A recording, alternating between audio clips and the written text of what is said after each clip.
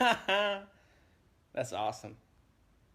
That's like a what? I'm a wizard. Whatever. Time to stop playing.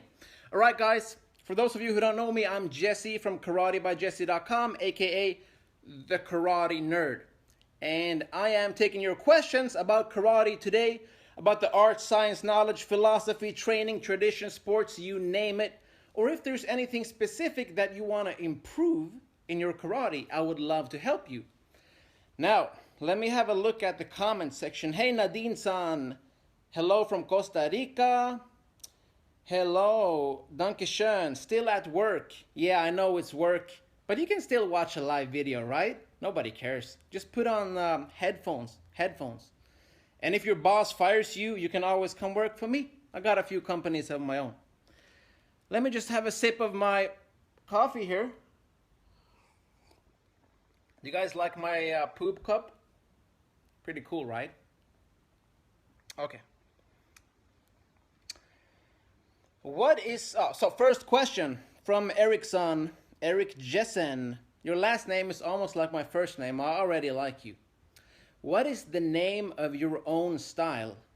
Well, that's a pretty difficult question because I think every person has their own style depending on your physical preference and your mentality. And so to name your style would simply be your own name. So if you want to call your style or my style or whoever's style a name, it would simply be the name of that person. And that is actually, funnily enough, how the Shotokan style got its name, because the students of Funakoshi Gichin, just to give you karate nerds a quick history lesson, Funakoshi Gichin, the founder of Shotokan, his pen name was Shoto when he wrote his poetry and stuff. And so his dojo was the Shotokan, meaning the house or the hall of Shoto. And so the style was then the style of the Shoto house. Shoto meaning Funakoshi. So even one of the world's most biggest styles, Shotokan, is named after the person. So I think if you want to have a name for your style, it should just be your name. Because at the end of the day, that's what it's all about. Karate is such an individual journey that it should reflect who you are. But of course, people like Bruce Lee made up names for their styles, right? And a lot of people do. And I mean, that's fine as well. You should express yourself. Next question. Let's see. From Gareth-san. How important do you think it is that karateka understand and can perform ukemi? It is hugely important. For those of you who don't know, ukemi means break falling. In other words, how to fall in a safe and effective manner without hurting yourself. Especially if you practice more of the old school karate, maybe bunkai, practical kata applications and takedowns, you want to be able to fall without hurting yourself. And so that is why I think cross-training is such a good thing, because in many karate schools, they don't even teach how to fall properly. So how can you be expected to do takedowns and throws and trips and all of these nasty joint locks and stuff that usually ends up on the ground? If you practice traditional karate, then yes, I believe you need to practice ukemi, how to fall safely. Which is why one of my recent episodes of Karate Nerd Insider, my private weekly video club, included how I teach ukemi, or how to fall safely, rolling and slapping hard and soft. There are different versions of ukemi to the sides, front, back, and so on. And so that's my answer. Next question, let's see. Dylan wants to know, what do you think about the fight between Mcgregor and Mayweather? I think it's going to be so much fun. That's what I think. And time will tell who actually wins. I don't have enough knowledge about boxing to say who will win, but I definitely think McGregor could win. Will he do that? Only he knows. Okay, next question. Kale wants to know, how can I get better balance while training? I suggest you check out my video that I recently published on how to get better balance in training. The key is to understand your center of gravity and how to place it in optimal ratio with your surface of support, meaning you need to recalibrate your rigidity at all times, which is a very dynamic way of always keeping your balance. That's the advanced version. There are easier ways to understand the concept of balance as well, but it all comes down to physics. And of course, a lot of factors are involved in that, including your ability to relax, tension, correct or incorrect technique, and so on. But in 9 times out of 10, it is a physical problem, a psychological problem, I believe, because sometimes we are our own worst enemies, which leads us to bad balance, when in fact your body always wants to have good balance. It is natural to be in balance, or at least to constantly seek and recalibrate your balance. But that was a long-winded answer to say that you should check out my latest video on how to keep your balance, which I just published like a week ago or so. It's both on my YouTube and here on my Facebook page. Just go to my video library and you'll see it. I have a cool exercise there as well, where you have a sock on and so on. Okie dokie, next question. Let me just have a quick sip of coffee. Guys, leave your questions in the comments section, and I will do my best to answer them.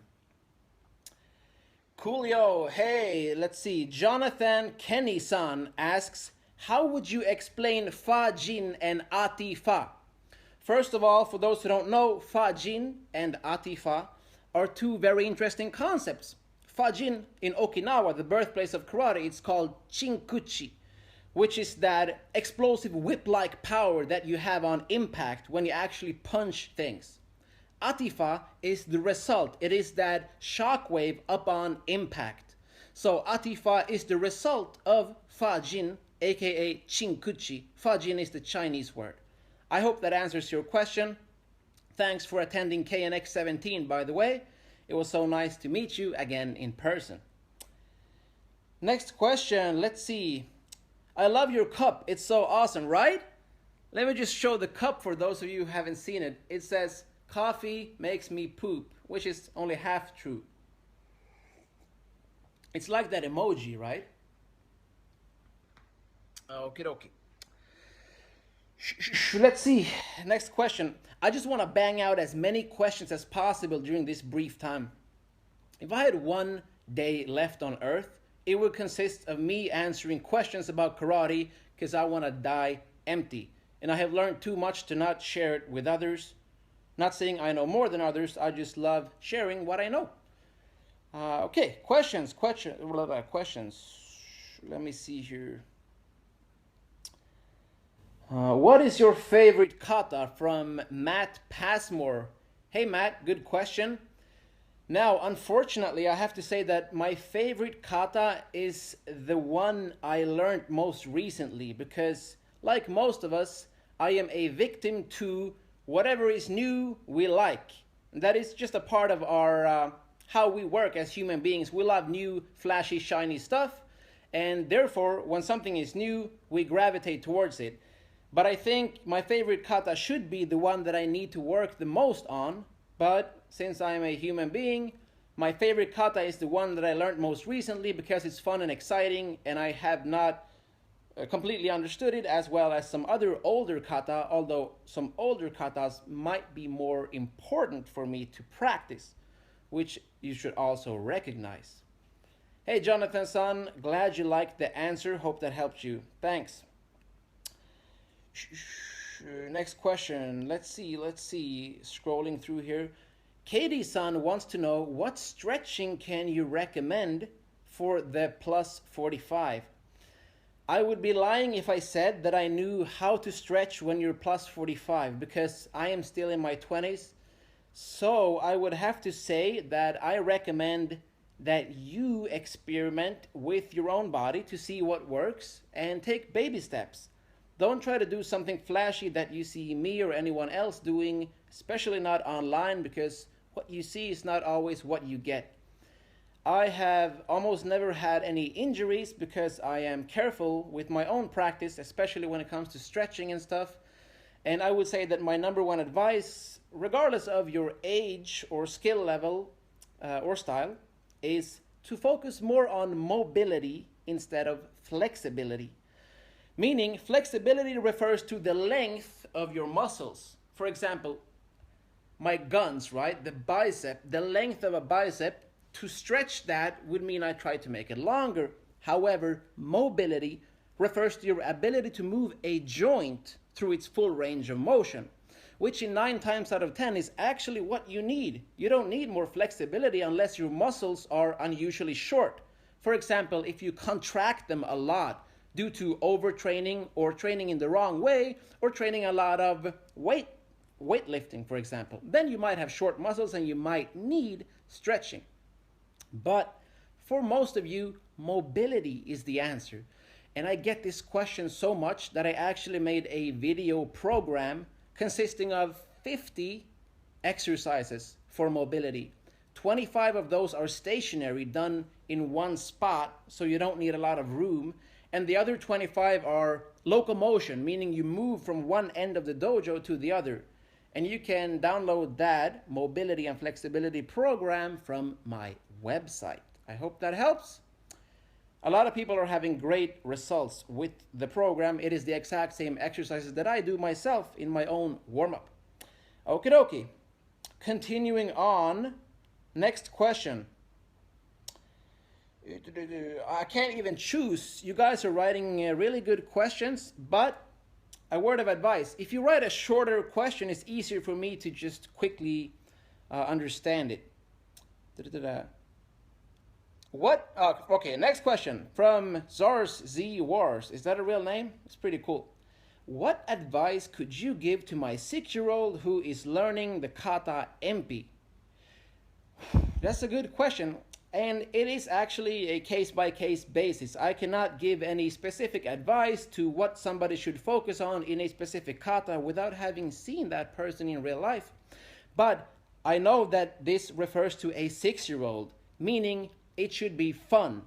If you can practice that kata while maintaining moment-to-moment presence and fun and an element of play, then I think you're doing a good job. Because if something is boring, we lose motivation. So I've practiced boring karate for many, many years, and I would not like to teach boring karate myself. And as a 6-year-old, meaning I have been a 6-year-old practicing karate myself, the worst thing I knew was boring practice. So make sure that when you teach your 6-year-old the kata empi, make sure it's fun. That's my best advice. Continuing on. Will you do seminars in Europe? The question is from Dina. Well, Dina-san, I've done a boatload of seminars in the Europes because I live in Europe myself, in Scandinavia. I am actually right now scheduled for Germany, Norway, what else? And of course my own dojo. This second half of this year I'm actually competing more, so I'm not teaching as many seminars. But I've done Portugal and Luxembourg and all kinds of different countries in Spain. Just check my YouTube channel or my previous Facebook videos because I filmed most of those seminars for you guys.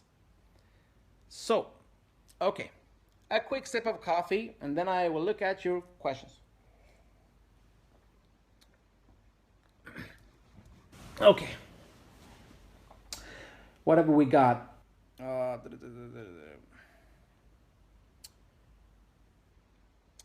Gerasimos' son says, what do you say to parents that don't follow the rules you have, like time and mentality?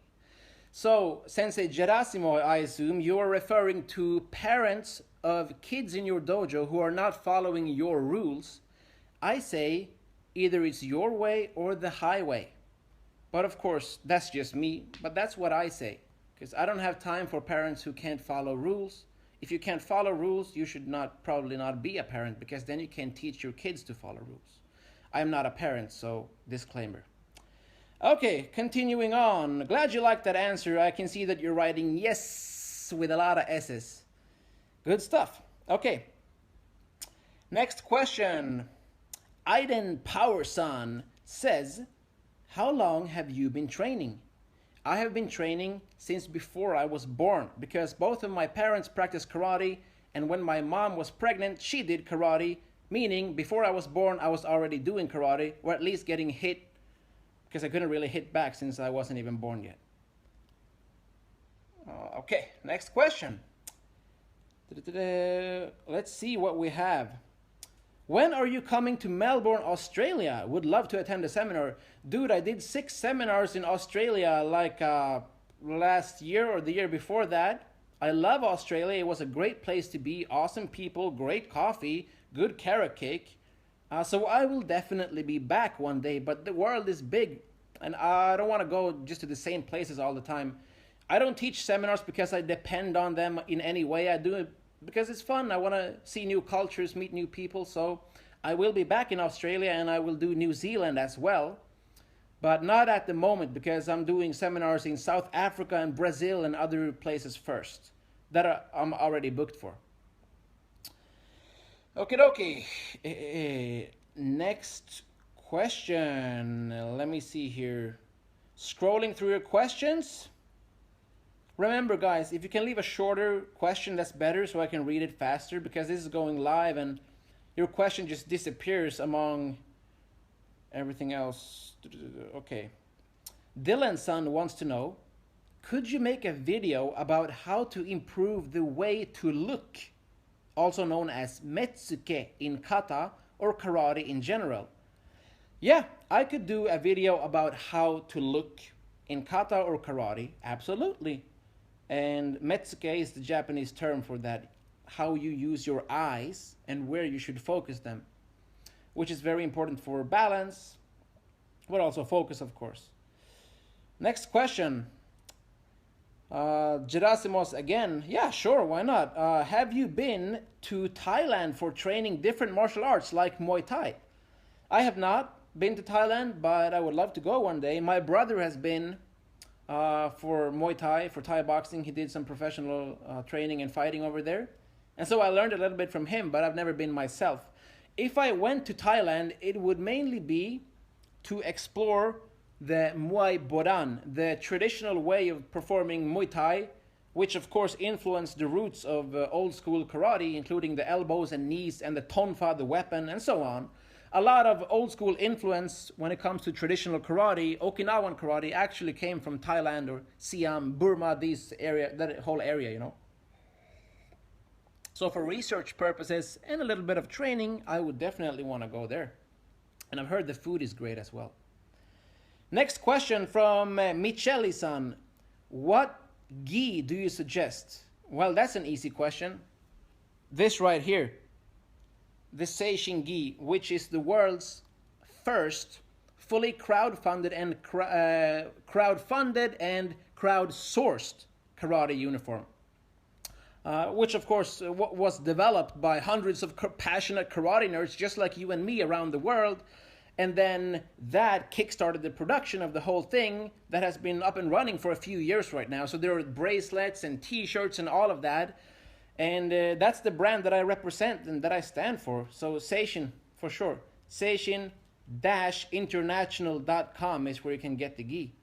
It's hella expensive, but that's because it's so expensive to produce. Let's see. What's your favorite Kobudo style? From Reed-san.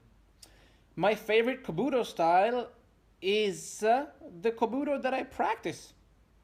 So, and that's Ryukyu Kobudo. Although I appreciate all Kobudo styles, being a karate nerd, I love learning from all different types of styles and variations and approaches, as well as in karate, both Kobudo and karate, of course. But I would have to say that the reason I'm still doing what I do is because it's my favorite. Okie dokie. Next question. Basti An wants to know, hey Jesse, can you make a video about how to spar for self-defense? Well, I could make a video, but it would not be true to what I believe in because I don't think sparring correlates with self-defense. Sparring is mano a mano. It's meaning you have agreed to fight somebody. That is sparring. We have agreed upon a certain set of rules and circumstances that dictate the fight. Self-defense is when you don't want to fight somebody, but you have to. And that's where anything goes. So sparring for self-defense is a paradox. It just doesn't work out in my mind. You can spar for a lot of reasons, and that might improve your understanding of self-defense because they share many similar attributes. but sparring is not self-defense, if that makes sense. Okay, next question.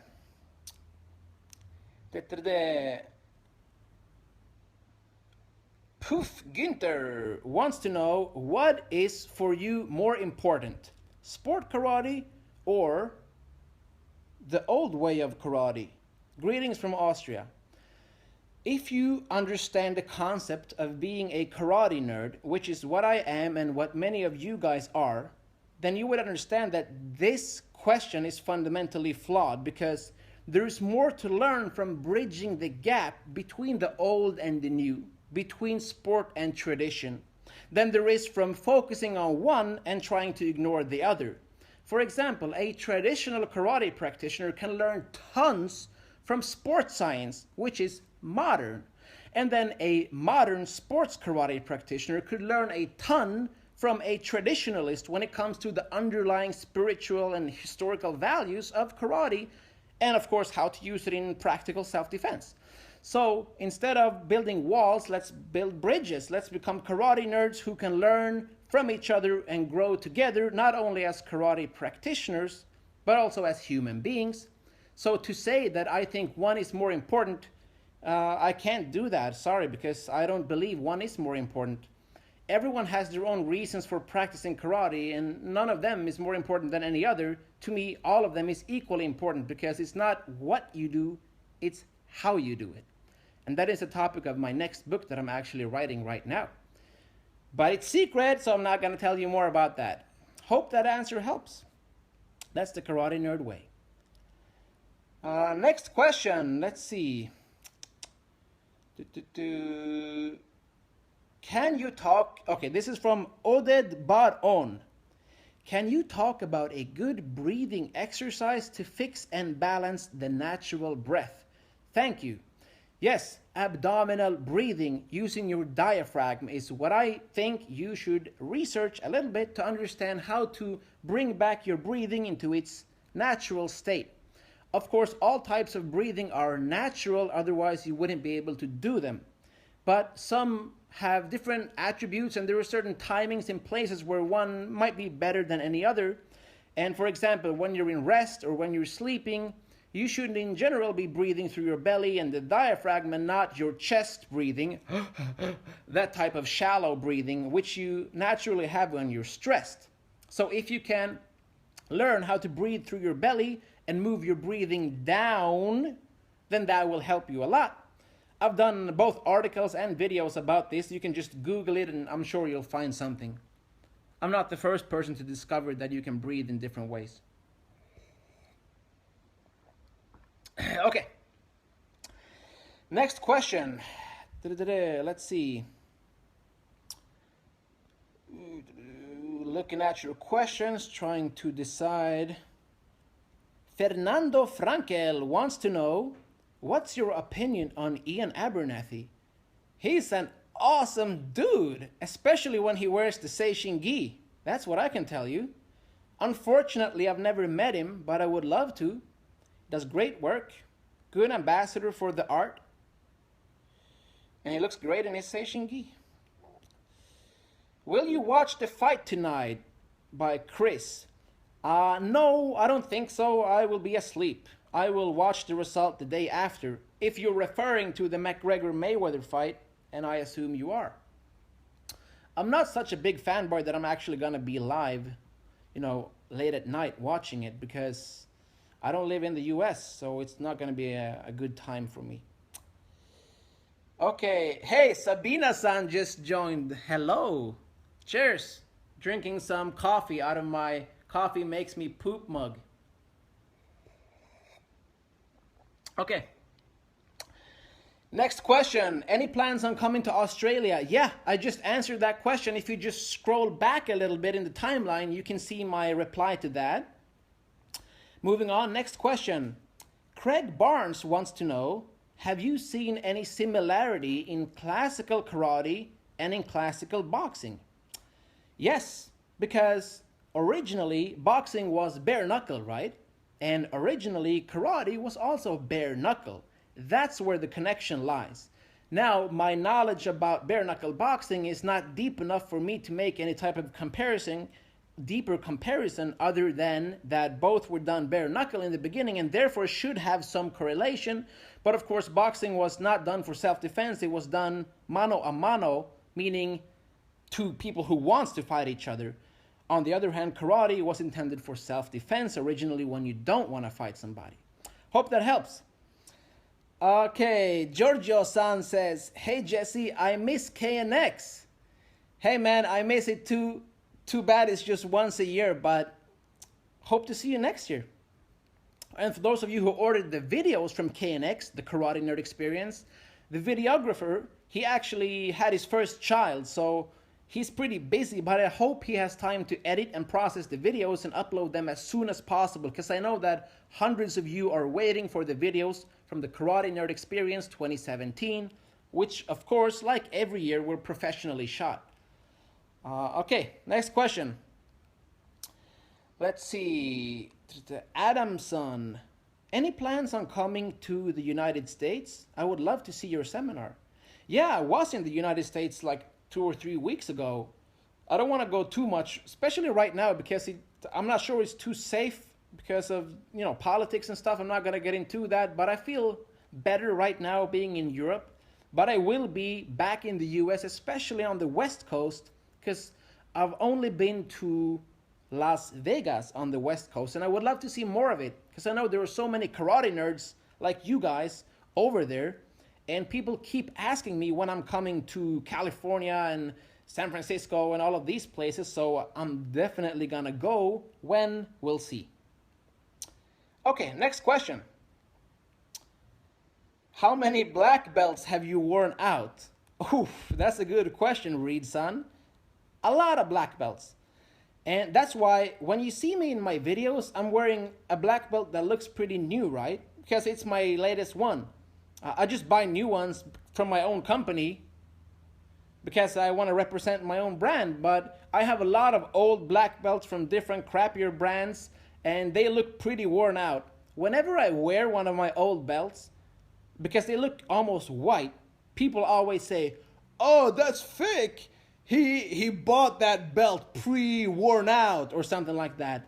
And it's so fun. But I just couldn't take that, trolling anymore, so I just stopped wearing my old belts, and now I only wear new belts, so it looks like I'm first done, or something like that, or that I just started karate a few years back. But I would rather wear my new belts than my old ones. But yeah, I have a few old ones. One is very worn out, so it looks almost white.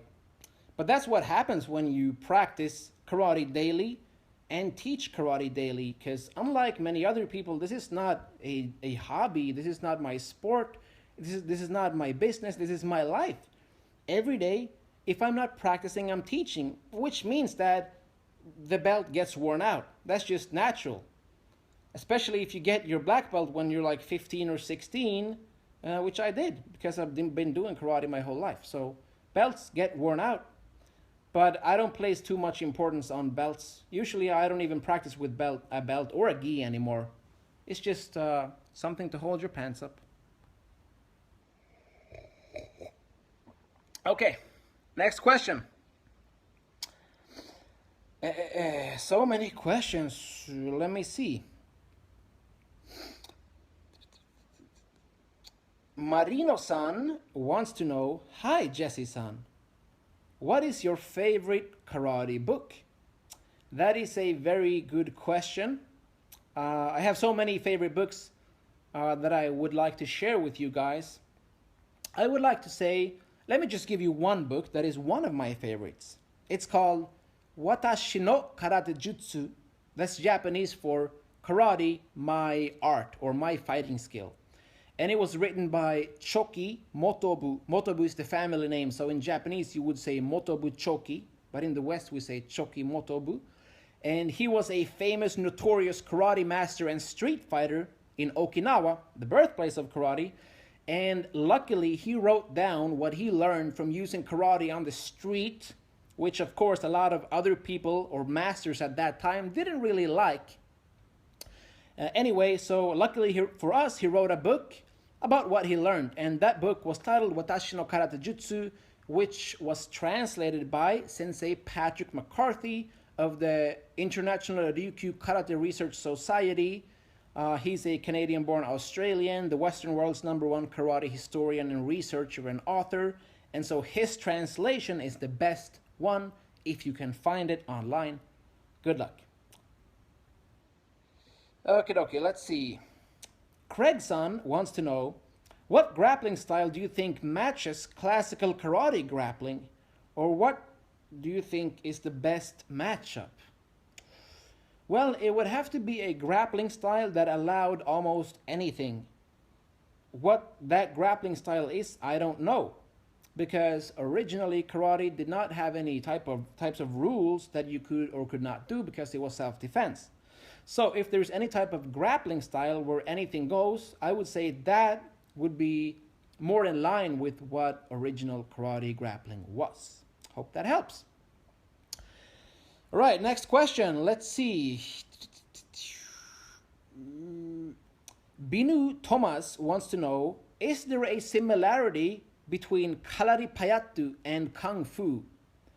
Well, listen, dude, I'm a karate nerd. I don't practice Kalaripayattu, which is the famous Indian old school martial arts. And my study of Kung Fu is too limited to say if there is any similarity. But just quickly looking at history, since we know that Daruma, the founder of Zen Buddhism, Shaolin Temple, and all of that, came from India, I think it is not a far stretch to assume that some of the Indian fighting traditions made their way to China and perhaps influenced the birth of Kung Fu, which might then have influenced karate. Sorry, not the birth of Kung Fu, but Kung Fu, because Kung Fu was around before Daruma, or Bodhidharma as it's also called. Quick coffee break. You guys let me know if I'm going too nerdy on you. I can keep it more simple, but I like these advanced questions. Hey, Maki-san joined. Maki is my managing partner at Seishin. For those of you who can see that right there, rocking the bracelet, of course. The t-shirts are coming soon, by the way, but they will look a little bit different compared to this. Okay, next question. Sabina-san wants to know, tell us about the best carrot cake you have ever eaten. And that's such an easy answer. It's my mom's. Nobody, and I repeat, nobody has ever made a better carrot cake than my mom. And a lot of people actually make me and give me carrot cakes when I travel and teach seminars and do my crazy videos and stuff. But still, my mom's carrot cake is the bomb. So that is the answer.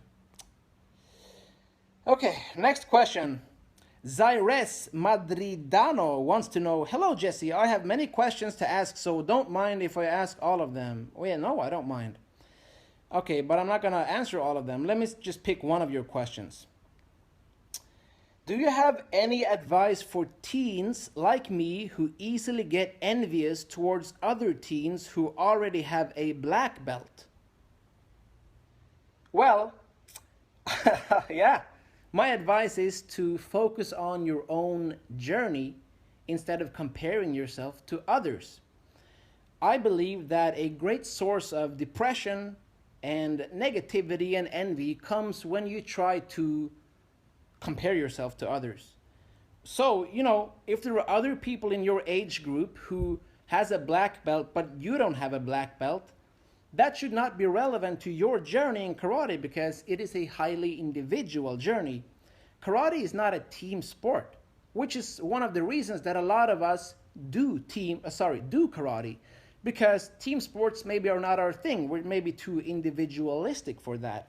So why then are you trying to compare your progress to somebody else's when he or she doesn't have the same genetic makeup or same attributes or circumstances as you do?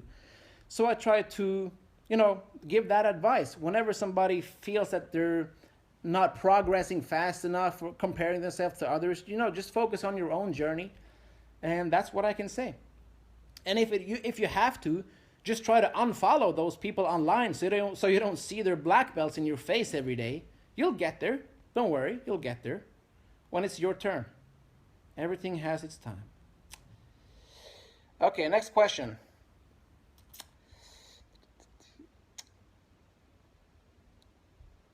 Ooh, so many. Which one should I pick? No, the carrot cake recipe will not be in my bio, Sabina-san. It's secret. You would have to call my mom or threaten her or something, or fight her maybe, if you want to get that. Okay. Carolus Magnus says, what can I do to perform well in a crowd? I usually stiffen up when performing. So I assume that whenever you want to show your karate, for example, in a tournament or in a grading or even in the dojo, just to your fellow dojo buddies, then you get stiffened up, according to your words here. And I understand that performance anxiety is real. A lot of people have it. It's nothing special. So just do a quick Google search on how to reduce somatic anxiety, as the sports science term is, and you'll find a lot of interesting ways, both in sports psychology, but also when it comes to different ways of relaxing and stuff. I just suggest you research that, because there's so much you can do to reduce that feeling of getting stiff when everybody's watching you, which I get myself a lot. But it gets better with practice. Hey, Axel-san just joined. I can see that right here. What's up, Axel-san? That's one of the moderators in the Karate Nerd Facebook group, and also a big supporter of the Karate Nerd Experience seminars. So great to have you on board. Let's see. Okay, next question. From Budo Kene Kai. When will you do a seminar in Argentina? Well, I don't know. I can't read into the future, but hopefully one day, because I've heard that Argentina is a beautiful place. So I would love to go there. But when? I don't know. Time will tell. Okie dokie. Next question. Let's see. How are you? I'm great. Thanks for asking.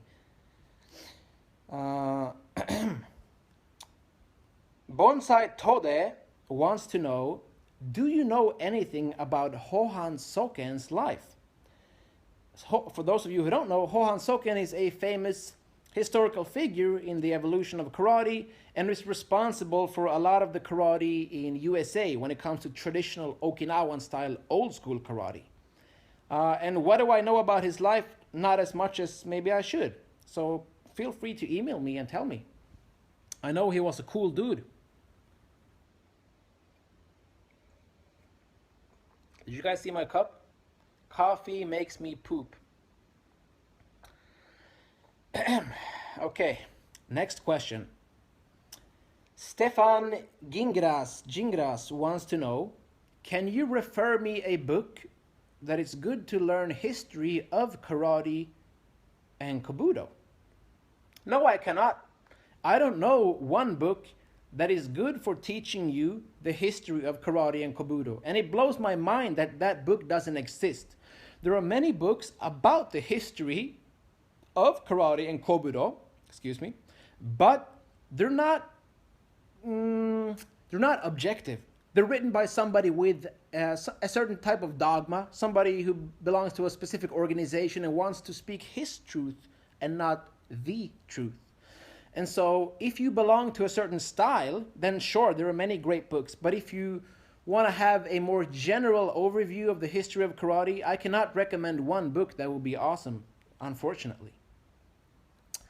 Okay, next question from Nakash Siddiq. Will there ever be an ultimate martial art? Or will there always be different styles that depend on personal preferences? Good question.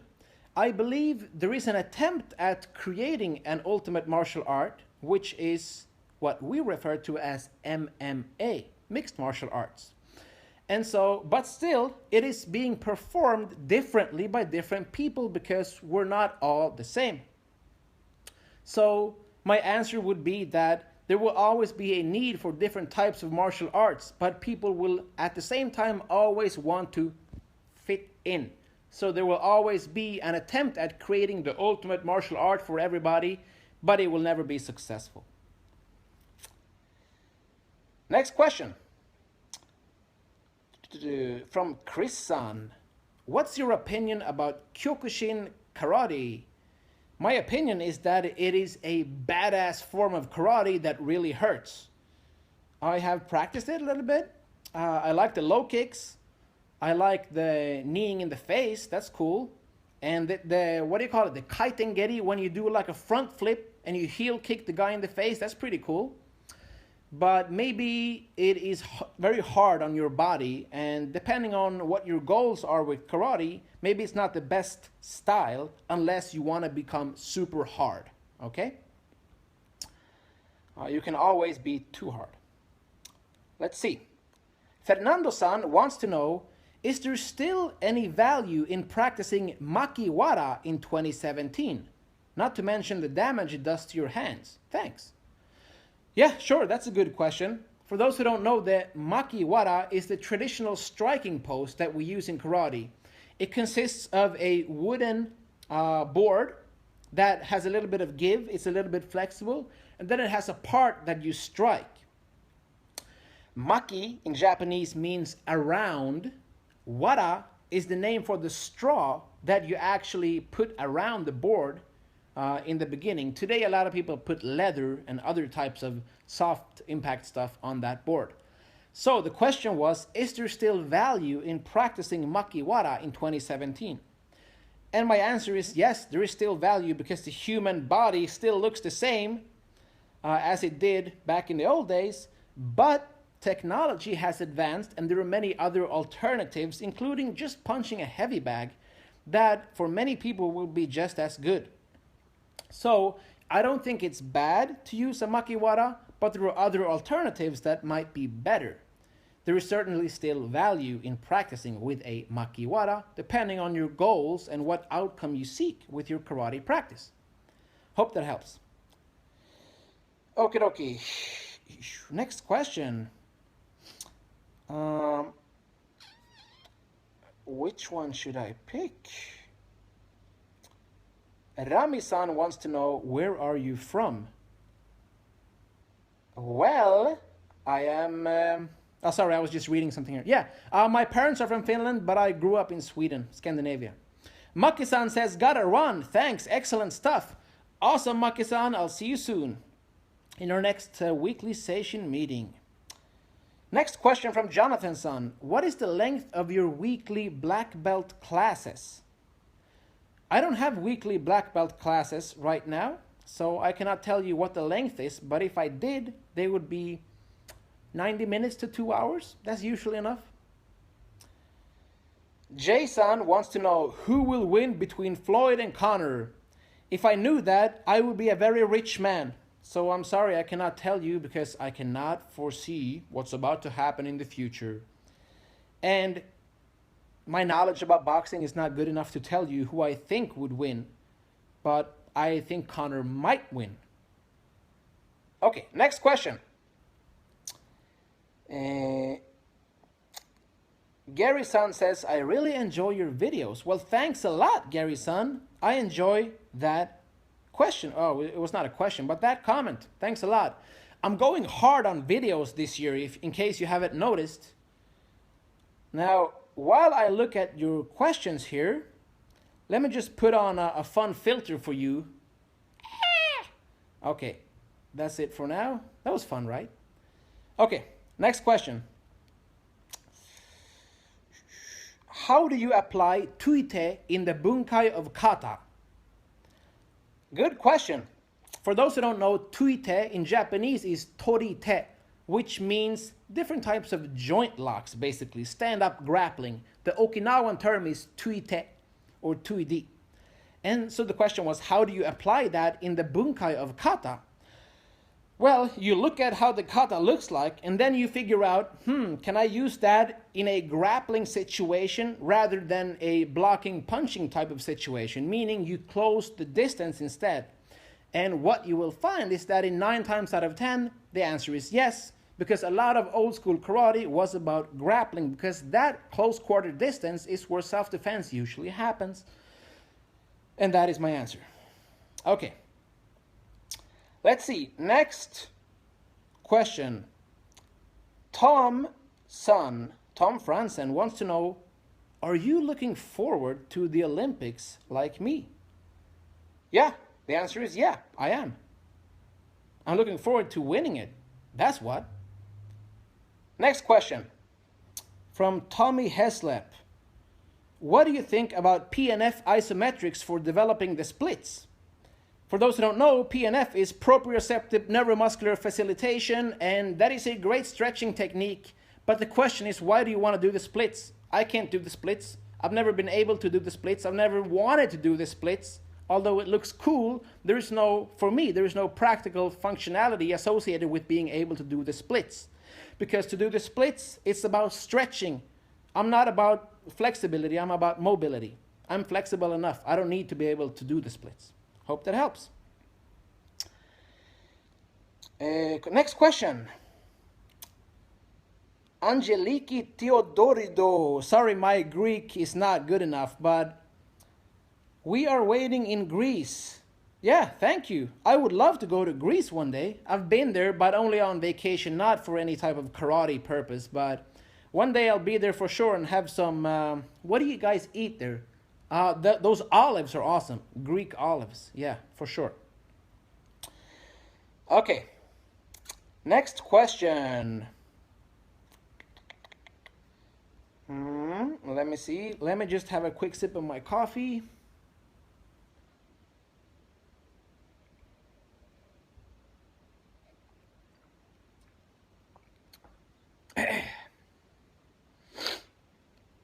Okay. So many. Okay, I'll just take this one. Reed Flum asks, can you do a video teaching the common Japanese phrases used in the dojo? I certainly could, but it would not be helpful because so many dojos have so many different types of Japanese phrases. The terminology is very different. It's a case-by-case basis depending on what style you practice, who your sensei is, and where it's located, meaning where your dojo is located. So many dojos use the same terms, use different terms for the exact same technique.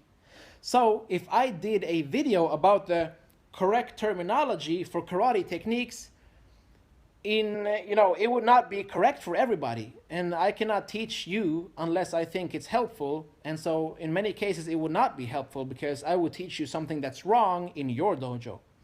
So I could do a video like that, but I will not, because terminology depends so much on your dojo. Okay?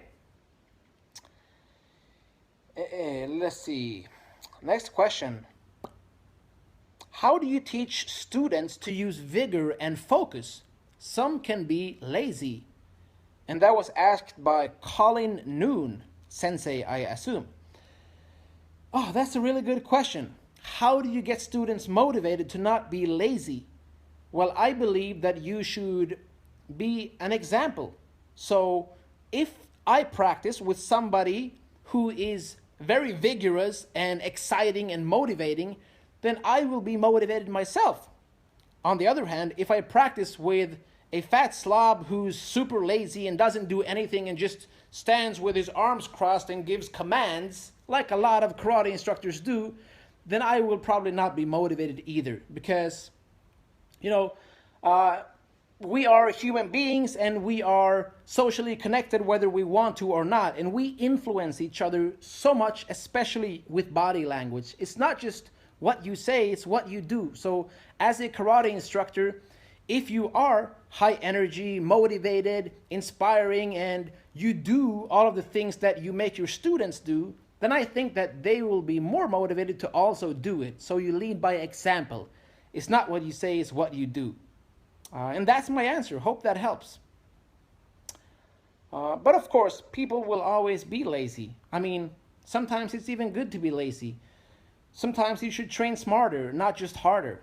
And I'm a lazy bastard myself in many ways. I try to find better solutions to things that I think are too hard. And so there's a thin line there to find when you should be lazy and when you should not. Okay, next question. Let's see. Jess Schreiner Bitteschön wants to know, does KNX come to Germany again? Dankeschön. Yes, sehr gut. Das ist eine super question. Sorry, I don't speak German. I just kidding. KNX, the Karate Nerd Experience, my annual once-in-a-lifetime super awesome seminar, will maybe be back in Germany after 10 years.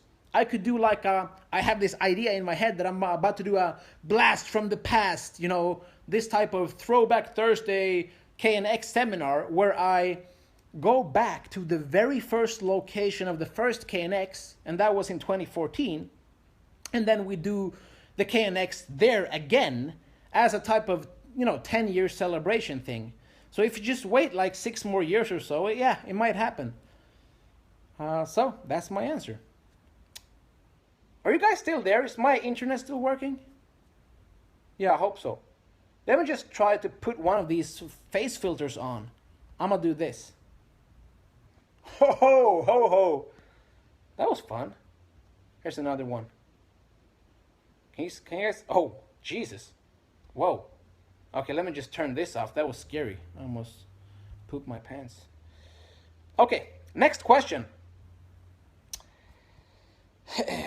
Karolu's son wants to know, how many types of karate do you know? Well, in order for me to answer that, first you would have to define what is a type of karate. I believe there are as many types of karate as there are karate practitioners. So it's impossible for me to say how many types of karate I know because I've practiced with so many different people. And so, yeah, that's how many types of karate I know. Impossible to say.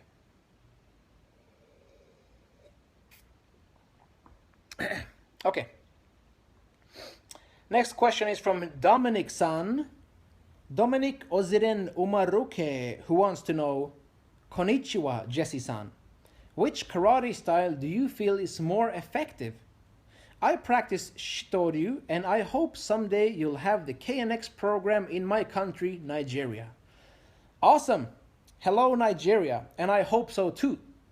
Now, over to your question. What karate style do I feel is more effective?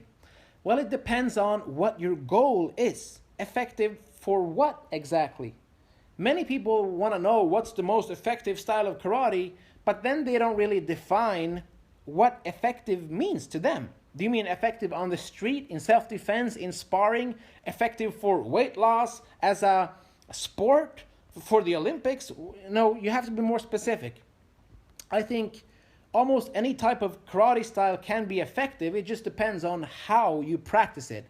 Like I've said previously, in many times it's not what you do, but how you do it that actually determines if it's effective or not. All right?